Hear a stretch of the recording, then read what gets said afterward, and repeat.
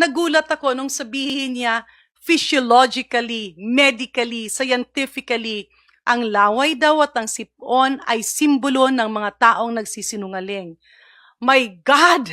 That's a big lie! Nung Monday po, nag-viral after ng statement, opening statement ni Congressman Jervy Luistro, yung mga meme na may laway, and the next day yung may mga tumulong sipon. As a doctor, ma'am, can you explain to us yung mga medical explanation regarding that? Thank you po.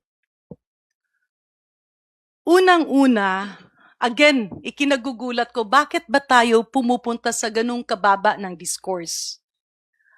Walang tao ang walang laway. Saliva is part of a normal person. At kapag medyo nadidehydrate ka, or ikaw ay umiinom ng maintenance medications, kaakibat nito ay talagang medyo nagkakaroon ng dryness. At kasama dyan yung saliva. Normal ba ito? Yes. So, why focus on that? May nakita pa nga ako, no? I believe kaibigan ko rin ito at parang tila spokesperson nga nung defense panel. I'm not sure kung ano yung, if the spokesperson siya. Pero, nagulat ako nung sabihin niya, physiologically, medically, scientifically, ang laway daw at ang sipon ay simbolo ng mga taong nagsisinungaling. My God! That's a big lie, especially if you're a former official of the government. Hindi kasi pwedeng nililito natin. Ang sipon ay isang viral infection na nangyayari sa ating lahat.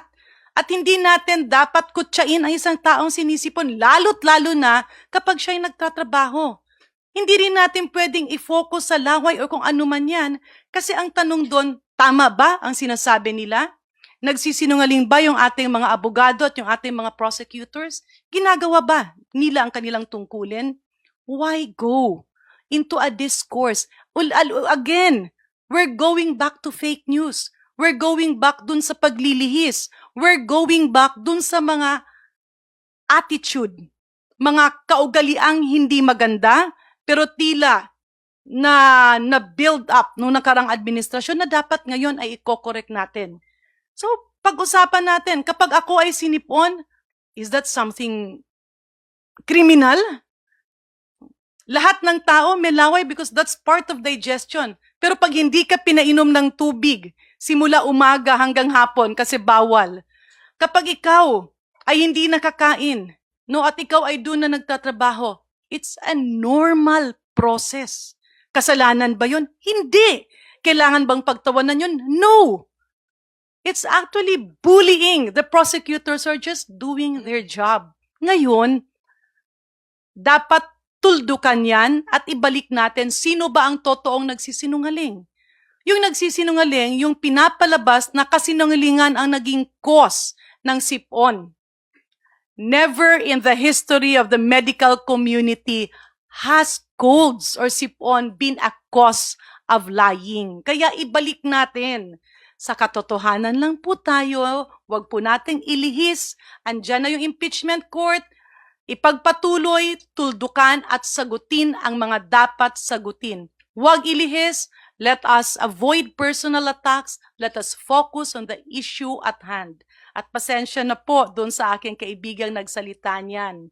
It is an insult to us doctors to say that sipon and having saliva are symptoms of lying.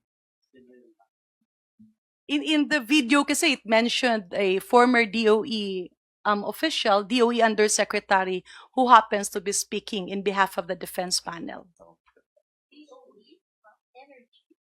Yun ang nakalagay na, ang tawag ng title. I think Congressman Joel would. Well, unang-una, no, gusto ko lang ipaliwanag sa inyo na yung magsalita ka po at humarap sa impeachment court, whether sa prosecution or sa defense, ay hindi naman din po ganun kadali. Siyempre, lahat naman po kami, tao rin, at nandoon din yung stress, nandoon din po yung tension. Pangalawa po, naalala ko po kasi po yung first day. At nung ako po'y pumapasok, may dala po akong tubig, pinagbawalan po ako magpasok ng tubig dahil bawal daw po sa loob. Kaya ang ginawa ko po sa labas, ininom ko hindi po ako nakapasok na may bitbit po ako ng tubig. Kaya nga po nagpapasalamat po kami dahil may isa pong senador, kung hindi po ako nagkakamali, si Senador Pia Cayetano po. Sinabi po niya na baka po pwede kahit na nasa rules nila na bawal kaming uminom o magdala ng inumin sa loob, baka po pwede pagbigyan kami kahit na tubig man lamang. Kasi napakahirap din po nun. Magsasalita ka doon, tuyong-tuyo na yung bibig mo. Siyempre, nandoon din yung tension, nandoon din yung stress. Hindi rin naman po ganun kadali na magsalita doon sa harap ng mga ating kagalang-galang na senator judges at sa harap din ng publiko. Just to, dugtungan ko lang ng konti, no, very quickly. Just to emphasize, yung laway ay simbolo ng dehydration, no? Or kung nagsasalita ka, no?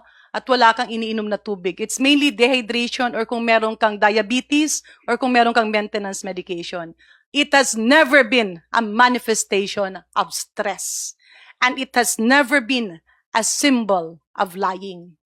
Nasa buong libro ng medisina at siyensya ang katotohanan. So wag po nating linlangin, wag nating ilahis, tama na